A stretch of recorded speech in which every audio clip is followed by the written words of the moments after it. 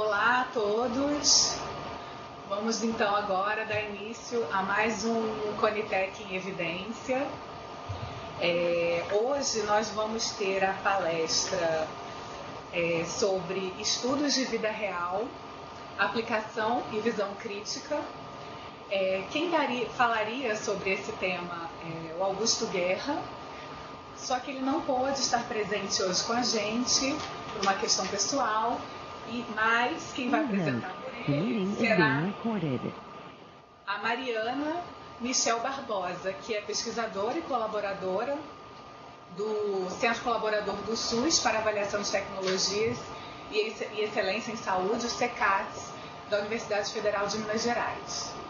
E ela também é doutoranda em Medicamento e Assistência Farmacêutica na UFMG. Então, Mariana, você terá 40 minutos para sua fala e boa sorte. Obrigada, Ávila. Peço desculpa a todos, pelo Dr. Augusto. Ele não pôde estar presente por uma indisposição, então foi algo que saiu do controle, de fato. E aí, como eu elaborei junto com ele os slides, ele me pediu que apresentasse. Então, peço só um pouquinho de paciência em relação à tecnologia, que é um pouco diferente para mim ainda.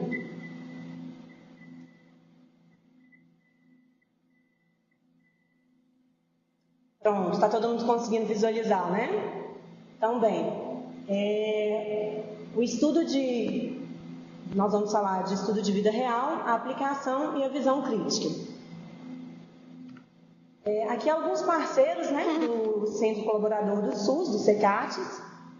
Hoje a gente faz parte tanto da Rebrates como do REDEX. E essa apresentação, ela é muito mais uma provocação do que de fato uma aula didática, até porque eu não teria condições de falar dessa forma a respeito disso. Então a gente vai mostrar a diferença do ensaio clínico randomizado e do estudo de vida real, as diferenças tanto metodológicas como de aplicação. A gente vai falar também sobre estudos de vida real usando grandes bases de dados, os Big Data, mostrando as vantagens, as dificuldades e as limitações desses tipos de estudo. Vamos falar também sobre os estudos de vida real no mundo, como está o panorama mundial, quais os estudos científicos estão sendo publicados atualmente e qual está sendo a utilização desses estudos pelas agências de incorporação. E por fim, nós vamos fechar essa apresentação falando das aplicações dos estudos de vida real no SUS, quais são as possíveis aplicações, como a avaliação de desempenho das tecnologias já incorporadas, do risco compartilhado, do risco share, e do desinvestimento de algumas tecnologias. Gente, me esqueci de agradecer ao pessoal aí que está nos assistindo, o pessoal da Universidade Federal da Amazônia, a USP e o NATES, e o pessoal da Universidade Federal do Rio Grande do Norte. Então, a diferença entre os ensaios clínicos e os estudos de vida real. O ensaio clínico randomizado, a gente chama ele de mundo irreal.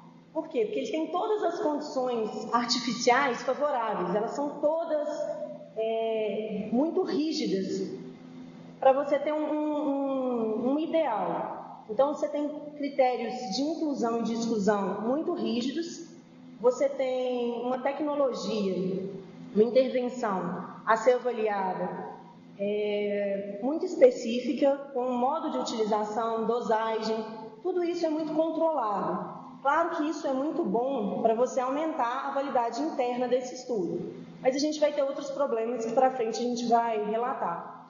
Então, os ensaios clínicos randomizados, eles só vão nos dar uma perspectiva de eficácia, eles não vão te dar uma perspectiva de efetividade, como o caso dos ensaios clínicos de vida real. Então, a gente fala que eles não são evidências de mundo real, exatamente por conta de todo esse controle proposital dessas questões. Já os estudos de vida real, a gente tem várias condições não observadas no ensaio clínico randomizado. A gente pega uma população que usa muito mais do que um só medicamento, como alguns critérios de inclusão dos ensaios clínicos.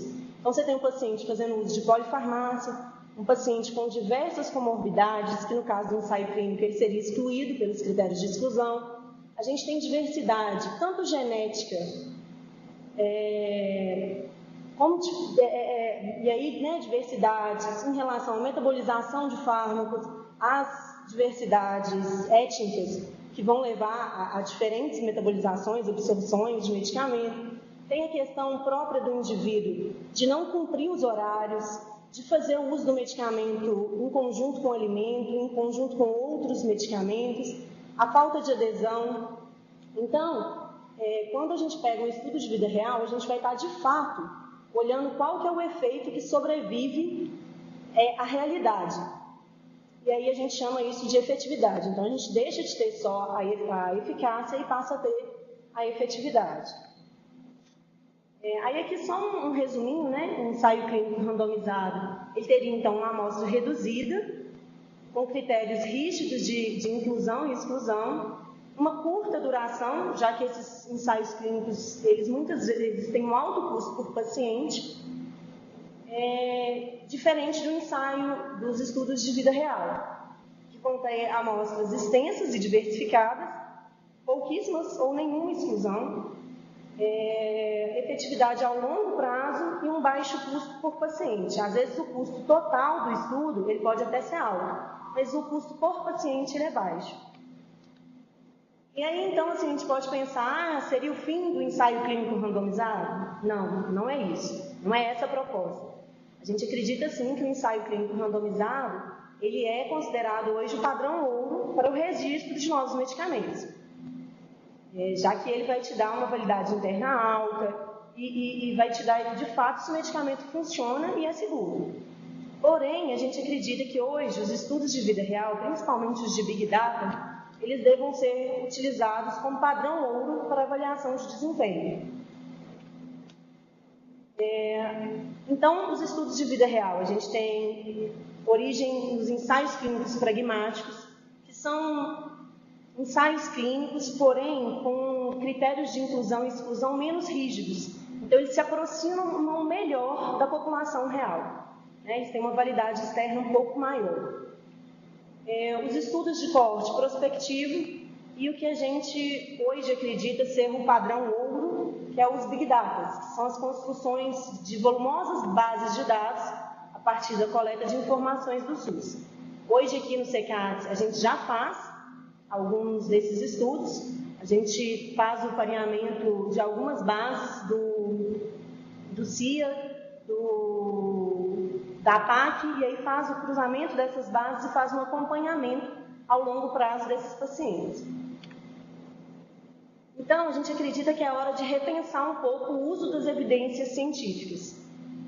A gente não está propondo aqui uma nova estruturação do nível de evidência, tá, gente? A gente está pensando que a partir de agora a gente deve usar uma pirâmide de nível de evidência para cada um dos fins. Por exemplo, para registro de um medicamento, a gente sabe que hoje o padrão ouro é um ensaio clínico randomizado. Agora, para a incorporação de um medicamento, a gente acredita que o padrão ouro seja a revisão sistemática de ensaios clínicos com uma meta-análise direta.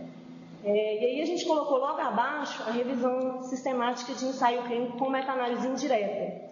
E aí é uma crítica do grupo em relação a isso, porque a gente acredita que um ensaio clínico randomizado bem conduzido, ele deveria ser o segundo nível mais alto de evidência, e não a revisão de meta-análise indireta. Isso porque a meta-análise indireta, ela tem várias limitações para a inclusão de novos medicamentos.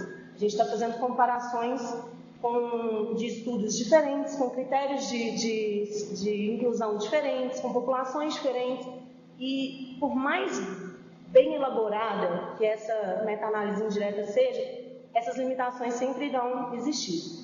E aí aqui a gente estava até discutindo a respeito disso, é um problema regulatório do Brasil. Hoje, para o medicamento ser registrado, a gente acredita sim que a melhor evidência é o ensaio clínico randomizado. Porém, a maioria das indústrias farmacêuticas, para registrar um medicamento na Anvisa, ela usa um ensaio clínico randomizado do medicamento que ela propõe versus o placebo. E aí começa o grande problema, né? A gente não tem hoje revisão sistemática de um medicamento novo versus o padrão ouro, né, no mercado. E aí começa um problema de quando esse medicamento for solicitado a incorporação dele no SUS, não ser possível fazer as meta-análises diretas. Agora, para o estudo de desempenho e de custo-efetividade, o que a gente acredita ser o maior nível de evidência são as revisões de estudos de Big Data. Claro que hoje isso é muito distante, já que a gente tem poucos estudos de vida real usando Big Data, né? Quer dirá as próprias revisões. E aí a base sistemáticas de ensaios clínicos pragmáticos e os estudos de Big Data. Claro que depois vem todos os outros abaixo, tá? Mas, enfim, isso porque nas revisões sistemáticas usando Big Data, vamos chegar lá. O que acontece? A gente tem uma distribuição populacional, geralmente ela segue a curva de Gauss. Quando a gente faz uma amostra, né, para um ensaio clínico ou para uma coorte, a gente tem aproximações, é uma amostra, então ela, por mais perfeita que ela seja, ela nunca vai alcançar uma amostra ideal, que seria a redução perfeita dessa distribuição populacional. Isso sim, os melhores estatísticos do mundo não conseguiriam fazer uma amostra tão perfeita. Então, o que a gente tem hoje com os ensaios clínicos são amostras desse tipo, pegando talvez as extremidades da distribuição populacional, aqui, não sei, várias possibilidades. Já o estudo de vida real com o Big Data, ele pegaria exatamente a curva populacional. Porque, por exemplo, os estudos que a gente faz aqui no CECATS, a gente está pegando todos os pacientes que utilizam aquele medicamento no SUS. Então, você não tem uma amostra, você tem a população total. E aí você pode fazer algumas inferências que talvez não possam ser feitas nos ensaios clínicos e nas coortes. Esse próximo slide aqui, a gente vai mostrar essa diferença. Então, já falei um pouco disso, talvez seja um pouco maçante, mas falando que no ensaio clínico randomizado você tem uma amostra bem selecionada, então todos os pacientes mais ou menos iguais. Na coorte, você já tem uma amostra de conveniência, então os pacientes um pouco diferentes. Mas no estudo de vida real Big Data, né, você vai pegar todos os pacientes do Sistema Único de Saúde. Então você vai pegar uma diversidade muito maior. E aí você tem que no ensaio clínico você tem uma validade interna alta, mas uma validade externa baixa, e você vai medir a eficácia e segurança. Na coorte, a sua validade interna cai muito, exatamente por essa amostra ser de conveniência, mas a sua validade externa aumenta. No ensaio, nos estudos de vida real Big Data, a sua validade interna ela é máxima, porque você não tem amostra, então ela se torna um fato. Se o medicamento ele foi registrado com um ensaio clínico feito na Suíça, na Escócia, e aí você quer e ele foi registrado no Brasil com esse ensaio clínico. Depois de incorporado, ele não teve efetividade no Brasil, significa que isso é um fato, que às vezes a miscigenação, a questão ética da população brasileira, aquele medicamento não tem o efeito esperado. Então, a validade interna ela passa a ser máxima e se torna um fato. E a validade externa também é praticamente total, já que você não tem a amostra também. E aí você tem, de fato, a efetividade real. No ensaio clínico randomizado e na coorte, você tem viés de seleção, uma vez que, claro que eles podem ser minimizados, né, pela randomização, entre outras coisas, mas você tem, porque você está fazendo uma amostra. No Big Data, você já não tem esse viés. E o viés de confusão, ele vai estar, assim, presente nos 3 tipos de estudos, porém, no estudo de Big Data, é possível você ver os desfechos finais, os desfechos finalísticos, o que realmente te interessa. Aqui a gente tem um exemplo do uso das estatinas para diminuição de infarto agudo do miocárdio. Então, os ensaios clínicos, eles vão te mostrar até o desfecho intermediário. Eles vão conseguir te mostrar que o uso de estatina diminui os níveis de colesterol. Porém, devido ao prazo curto desses ensaios clínicos, de poucas semanas ou meses, ele não vai te mostrar o desfecho finalístico. E uma outra questão é que os fatores de confusão, eles são mais facilmente vistos nos estudos de vida real. Porque desde que os protocolos clínicos eles sejam bem rígidos em relação ao tipo de paciente elegível àquele tratamento, ele vai te mostrar, ele vai te encaminhar isso. Então, quais são as limitações? Claro que assim, nem tudo são rosas, existem limitações e dificuldades desses estudos de vida real do Big Data. E quais são elas? E aí a maioria das pessoas acham que o grande problema do Big Data é a quantidade de informação. Uma vez que hoje, né, a internet te mostra 1 milhão de informações ao mesmo tempo, e aí a gente às vezes não sabe processar todas elas. Mas será que seria esse o grande problema? Será que o maior problema seria como organizar essa informação? Provavelmente não. A gente acredita que hoje já exista tecnologia suficiente para a gente organizar bem toda essa informação. A gente acredita que o maior problema em relação ao Big Data hoje é que informações relevantes elas não estão disponíveis, ou elas demoram muito tempo para ficar disponível. Aqui a gente tem duas fotos. Uma de agentes comunitários de saúde na Indonésia, ali ele está ali com um papelzinho na mão. Então, todos os dados que ele pega em relação à saúde da população está numa folha de papel. E, infelizmente, não tão longe, né? Aqui no Brasil acontece a mesma coisa. As agentes comunitárias pegando as informações dos pacientes em papéis. Qual que é o problema, o grande problema disso tudo? É que esses papéis, eles no final do dia vão formar uma pilha de papéis dentro de um transporte, né, dessas prefeituras, e vão ser levados para as unidades básicas de saúde. E aí você pensa nisso em um agente comunitário, 2 agentes comunitários. Cada uma das agentes comunitárias vai ter uma van cheia de formulários preenchidos. No final você vai ter um monte de van. Toda essa informação vai ter que ser digitalizada, vai ter que ser repassada para a via web. E aí o nosso grande problema, a gente vai estar suscetível a erros de digitação, a problemas de manutenção.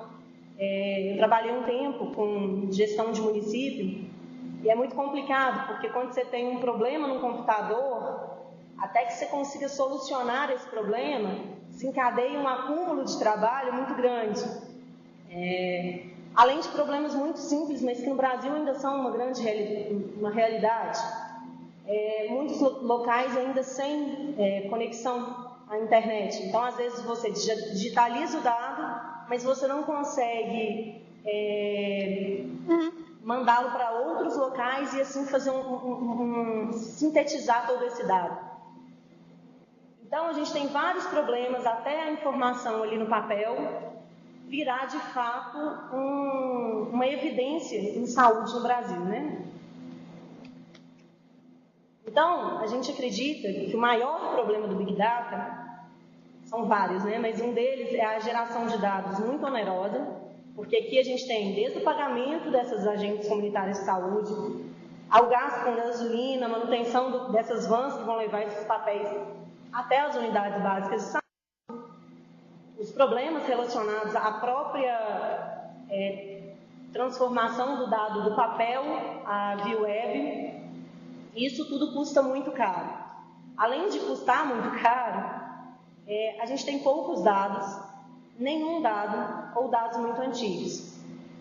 E aí, você para pensar, por exemplo, quantas pessoas nasceram ontem na Indonésia? Quantos brasileiros já estão vacinados contra a tuberculose?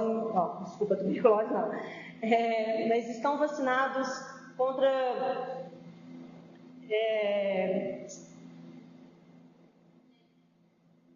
contra dengue no ano passado. Você não tem dados muito simples disponíveis. Um outro problema, exatamente por causa daqueles problemas recorrentes da digitação, a gente tem dados infidedignos. Aqui uma matéria do Fantástico mostrando que o SUS cobrou por parto em homem e operação de próstata em mulher. Isso tudo levando a uma falta de credibilidade, né, às nossas informações. Então, a gente tem vários problemas ainda para serem solucionados. E aí vamos ver como é que estão os estudos, o uso dos estudos de vida real, né, com Big Data no mundo. No Brasil, ele ainda não é de fato uma realidade, mas tem uma revisão feita em 1840, decisões provenientes de agências de incorporação na Inglaterra, na Escócia, no Canadá, na França, Austrália e Alemanha, mostrando que já 6% das decisões elas foram embasadas em algum tipo de estudo de vida real. Isso tem sido cada vez mais incentivado, esse tipo de estudo. E aí a gente vê no meio científico também, que esse tipo de estudo ele tem aumentado cada vez mais. Então, cada vez mais tem publicações a respeito do uso de estudos de vida real, Big Data, no mundo. Aqui alguns exemplos, eu não vou conseguir ler, porque acabou ficando muito pequenininho aqui a letra. Mas são vários, tá? O professor Augusto, ele tem até uma mania de falar que isso está na boca de Mafalda. Assim, ele está sendo amplamente divulgado. E aí, como que a gente hoje pode utilizar esses estudos de vida real Big Data no SUS? Como que a gente pode incorporar essa ideia para melhorias no Sistema Único de Saúde? Então, a última apresentação do Dr. Augusto, ele falou muito bem a respeito disso, da avaliação de desempenho, né? E aí aqui, mostrando um slide dessa aula dele, do qual ele propõe um estudo de desempenho das tecnologias já incorporadas no SUS. Esse exemplo aqui é a cirurgia bariátrica por duas técnicas cirúrgicas, a laparoscopia e a laparotomia. Não vou me lembrar ao certo, a letra ficou pequena. Então, seria um estudo muito simples de se fazer. A gente tem hoje 6.493 cirurgias por ano. A gente poderia muito bem pegar esses dados de internação e de APAC e usar eles tanto prospectivamente como retrospectivamente, para saber se esses pacientes... então nós vamos pegar que os pacientes que utilizaram laparoscopia, eles estão melhores que os pacientes que usaram a outra intervenção ou não. Então você vai ter o dado de fato real, você vai ter efetividade real, e você não vai ter uma amostra, você vai ter todos os pacientes que utilizaram essa intervenção no Sistema Único de Saúde. E aí, caso a gente tenha um resultado negativo em relação à nova tecnologia incorporada, vai levar ao desinvestimento dessa tecnologia. Aqui mais ou menos exemplificando isso, né? Aqui no caso, um medicamento incorporado com o resultado de um ensaio clínico randomizado, que talvez possa ter sido feito não no Brasil, em outro local, e aí ele mostra uma eficácia de 50%. A gente está vendo ali 50% dos pacientes vermelhinhos ali. Quando você faz o estudo de vida real, você vai ver se de fato essa eficácia ela é refletida em efetividade real.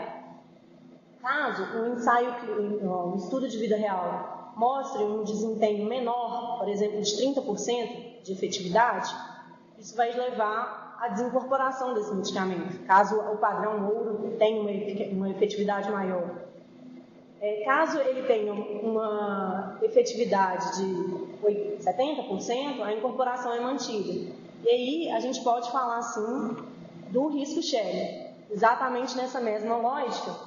Quando o medicamento tiver uma efetividade menor, o Ministério da Saúde ele vai pagar menor por esse medicamento, E caso esse medicamento tenha uma efetividade maior do que aquela mostrada nos ensaios clínicos para incorporação, a indústria pode ter uma bonificação previamente combinada. Tá? O Ministério pagaria uma bonificação à indústria farmacêutica. Então, isso seria bom para ambos os lados. Se a Ávila... desculpa, Ávila, não foi você, acho que foi... Estou na dúvida. Uma outra pessoa já apresentou muito melhor a respeito de risco sharing. Mas, enfim. Então, é isso que a gente queria mostrar. A gente tem várias possibilidades hoje do uso de estudos de vida real no SUS. Algumas coisas a gente já tem feito aqui. A gente já tem o pareamento probabilístico das bases de dados hoje do SUS. Então, a gente já consegue fazer isso para alguns medicamentos.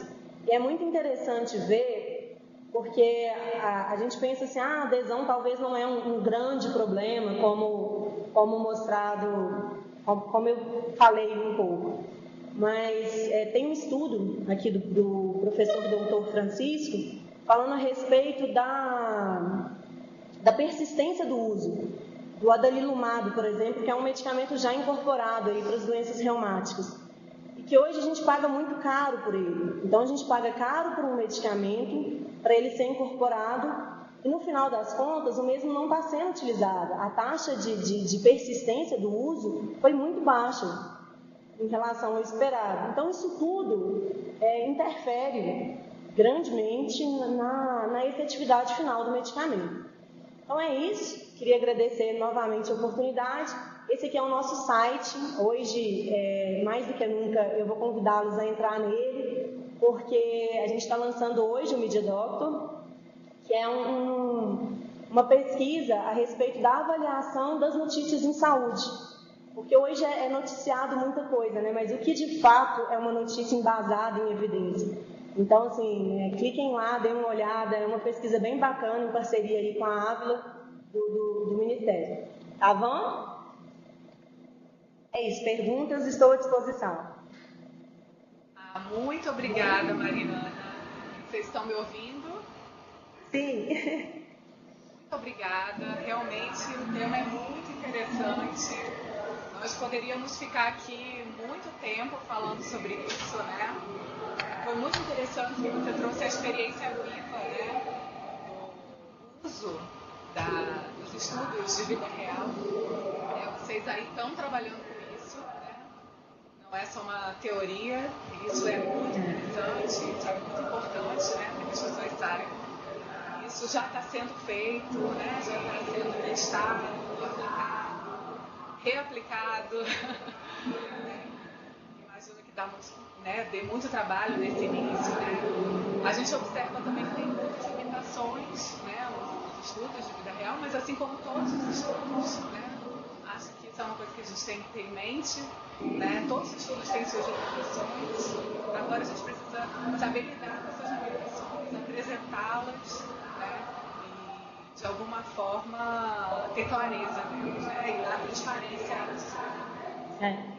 E como eu disse, assim, esse estudo ele não vem de forma nenhuma a substituir os estudos já existentes. Ele vem para colaborar, então ele tem sim suas limitações, mas para o caso de avaliação de desempenho, para risco sharing, a gente acredita sim que ele seja o padrão ouro. Sim, eu também não tenho dúvidas disso. Eu acredito nisso também. Queria abrir para as pessoas dos outros, para o NATS, né? Eu acho que o NATS, o Instituto Nacional de Cardiologia, está acompanhando a gente. Está acompanhando a gente também o pessoal do Hospital Getúlio Vargas, né? Em Manaus, se eu não me engano. Vocês têm alguma pergunta? Não, o pessoal lá da... Pode fazer sua pergunta.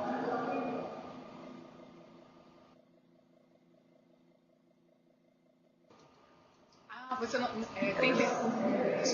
O pessoal do HU, do Marcos, tem alguma pergunta? pergunta respondeu quando você... A pergunta ela já respondeu o que você fez. Desculpa, picou aqui, eu não consegui entender. O site da UNICA, eu acho que, na verdade, eu não tenho.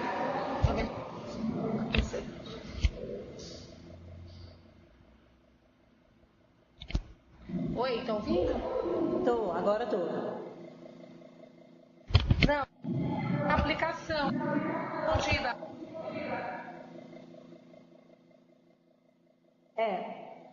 O áudio está um pouquinho ruim, mas assim, a aplicação, existe uma gama de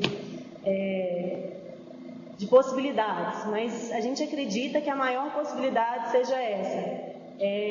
Porque até então existe muito estudo até o registro ou a incorporação do medicamento no SUS. Só que esse estudo ele tem que continuar, até porque o caso lá da estatina para evitar o infarto agudo do miocárdio é só um dos exemplos de vários desfechos que podem ser vistos a muito longo prazo. Então, hoje a gente utiliza alguns medicamentos, até em termos de farmacovigilância, que a gente só vai ver, de fato, os resultados dele depois de muitos anos. Hoje, aqui no FMG, os estudos que estão saindo de mestrado e doutorado, eles estão usando esse grande Big Data com pareamento probabilístico das internações, do uso de medicamentos, das APACs, mostrando mais de 15 anos de acompanhamento desse paciente. Então, assim, a gente consegue, de fato, olhar assim, uma intervenção a longo prazo, quais são todos os efeitos benéficos e maléficos desse medicamento. E aí, reavaliá-lo em termos de se a incorporação deve ou não ser mantida. Porque, quando a gente faz uma avaliação de incorporação, a gente avalia ali um impacto orçamentário num horizonte temporal de 5 anos. Mas às vezes esse medicamento ele vai continuar incorporado por muitos e muitos anos. E aí esse preço que está sendo pago, ele realmente traz essa valorização do que está pago, ele está de fato tendo um retorno em termos de efetividade e segurança? A gente precisa ter esses dados mais claros hoje.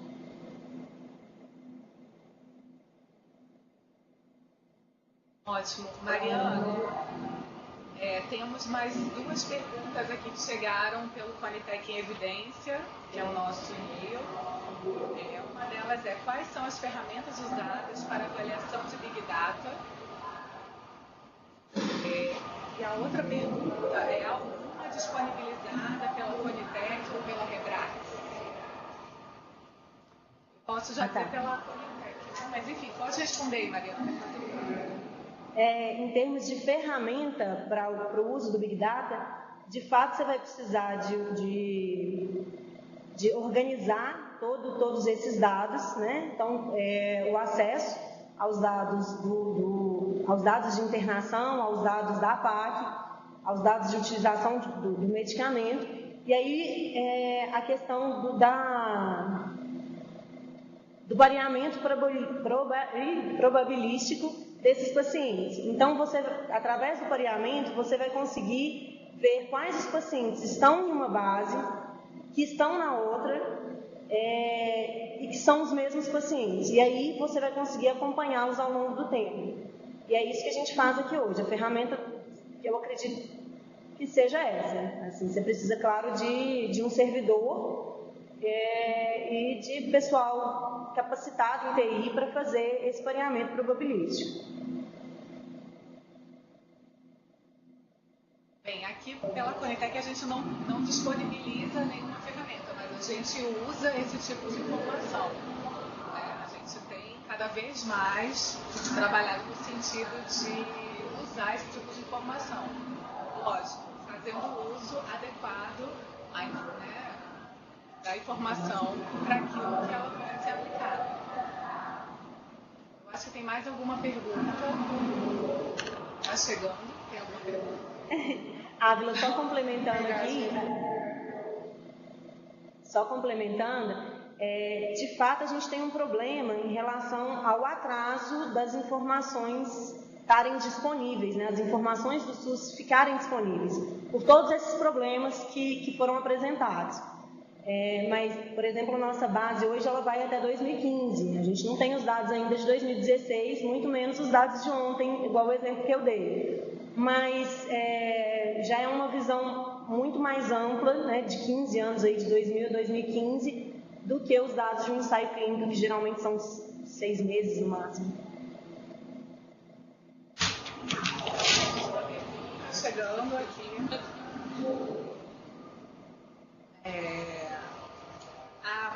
A pessoa está pedindo para você repetir o site do SECAT. Ah, claro. Vou até pôr aqui de novo, tá? Só um minutinho.